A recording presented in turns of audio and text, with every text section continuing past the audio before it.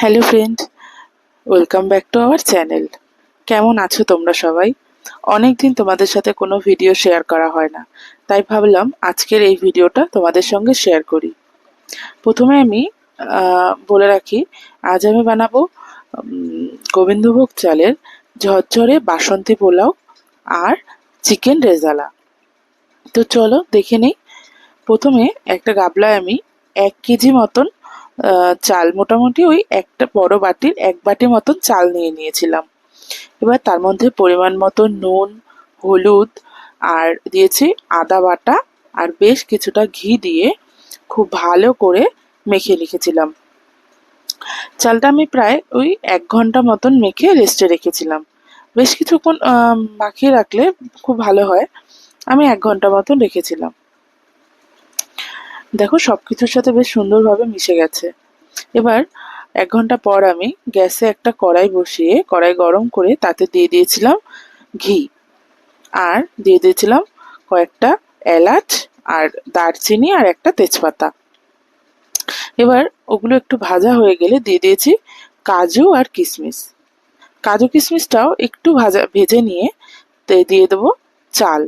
চালটা আমি এখানে অল্প অল্প করে দিয়ে ভেজে নিয়েছিলাম, কারণ একবারে যদি পুরো চালটা দিয়ে আমি ভাজতে যাই ভালো করে ভাজা যাবে না।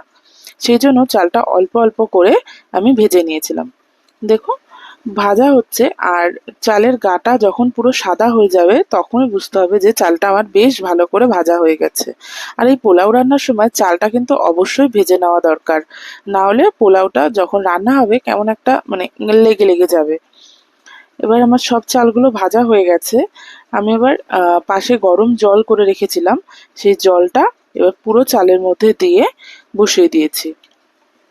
আর জলটা আমাদের কিন্তু একদম পরিমাপ মতন দিতে হবে, যেটা 1 বাটি চালের জন্য 2 বাটি জল। আমি 2 বাটি পুরো দেইনি, 2 বাটির থেকে একটু কম দিয়েছিলাম। তো এদিকে ওদিকে ওটা হতে থাক, আমি এখানে চিকেনটা প্রিপারেশন করে নিই। প্রথমে কড়াইতে তেল দিয়ে বেশ কিছুটা পেঁয়াজ দিয়ে একটু ভেজে তুলে নেব, একটু বাদামি কালার হলেই তুলে নেব। আর এবার দিয়ে দিয়েছি বেশ কিছু কাজু। কাজুটা আমি হালকা ভেজে তুলে নেব। দেখুন কাজুটা ভাজা হয়ে গেছে। এবার কাজু আর পেঁয়াজটা একটু ঠান্ডা হওয়ার জন্য পাশে রেখেছি। এবার এই তেলের মধ্যে দিয়ে দেবো আরো কিছুটা পেঁয়াজ। পেঁয়াজটা একটু ভাজা হলে এর মধ্যে দিয়ে দিয়েছি পরিমাণ মতন লবণ, হলুদ আর লঙ্কার গুঁড়ো। আমি এখানে আদা রসুন বাটাটাও দিয়েছিলাম, ওটা আমার ক্যামেরা নেওয়া হয়নি, তো যাই হোক আদা রসুন বাটাটাও এর মধ্যে দিয়ে দিয়েছিলাম। এবার চিকেন মশলাটা ভালো করে একটু ভাজা হলে এর মধ্যে চিকেনগুলো দিয়ে নাড়িয়ে নেব। এদিকে আমার দেখুন পোলাওয়ের জলটা বেশ টেনে গেছে। এবার এর মধ্যে অ্যাড করব চিনি। চিনিটা সবসময় পরেই অ্যাড করতে হয়, কারণ প্রথমে যদি আপনি চিনি অ্যাড করেন তাহলে সেই ভাতটা আপনার সেই ঝরঝরে ভাবটা আসবে না। দেখুন ভাতটা আমার সুন্দর ঝরঝরে কিন্তু হয়ে গেছে। এবার চিনিটা দিয়েছি, চিনিটা দিয়ে আরো 2-5 মিনিট রেখে গ্যাসটা কমিয়ে ঢেকে রাখবো। এবার দিয়ে দিলাম উপর থেকে ঘি।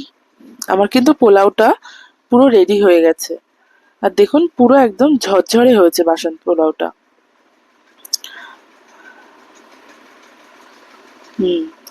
দেখুন রেডি আমাদের পোলাও। এবার আমরা চিকেনে আসি। তো এই যে পেঁয়াজ আর কাজুটা ভেজে রেখেছিলাম, এবার পেঁয়াজ একটা মিক্সচারের বাটিতে পেঁয়াজ, কাজু আর এর সঙ্গে দিয়ে দেবো 100 গ্রাম মতন টক দই।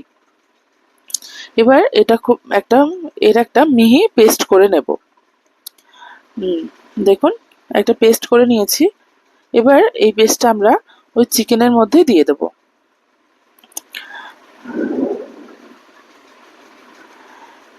চিকেনের মধ্যে দিয়ে দিলাম।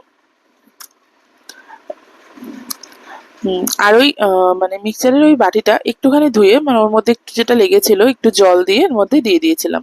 এর মধ্যে আমি কিন্তু এখন আর কোনো জল ইউজ করব না, এখন এটা ভালোভাবে কষাতে হবে। এটা খুব ভালোভাবে কষানো হয়ে গেলে আমি পাশে গরম জল করে রেখেছিলাম, এবার সেই গরম জলটা এর মধ্যে দিয়ে দিলাম। আপনি এখানে চাইলে দুধ দিতে পারেন। রেজালায় সম্ভবত দুধটা ইউজ করে, কিন্তু আমার হাতের কাছে দুধটা ছিল না, সেই জন্য আমি গরম জলটা দিয়েছি। গরম জলেও কিন্তু খুব দারুণ টেস্ট আসে। তো যাই হোক আমাদের রেজালাটা প্রায় রেডি। এবার আমি দিয়ে দিলাম এর মধ্যে গরম মশলা। গরম মশলা দিয়ে আরও কিছুক্ষণ নাড়াচাড়া করার পর আমি গ্যাসটা বন্ধ করে দেবো। আর চিকেনের এই যে গ্রেভিটা দেখছেন, এটা কিন্তু এরকম থাকবে না। যখন আপনি একটু ঠান্ডা হয়ে যাবে, এটা কিন্তু টেনে যাবে পুরোটাই। তো চলুন, আমাদের চিকেন রেজালাটা পুরো রেডি হয়ে গেছে। এবার প্লেটে দিয়ে দিই। তো এখানে নিয়ে নিয়েছি একদম গরম গরম বাসন্তী পোলাও, আর স্যালাড নিয়ে নিয়েছিলাম, আর নিয়েছিলাম এখানে আলুর দম। এটা নিরামিষ আলুর দম আমার মায়ের জন্য। আর এই যে আমাদের চিকেন রেজালা। তো আপনারা বলুন কেমন লাগলো আমার এই রেসিপিটা। আপনাদের যদি ভালো লাগে একটা লাইক করে দেবেন, কমেন্টে জানাবেন কেমন হয়েছে। Thank you for watching.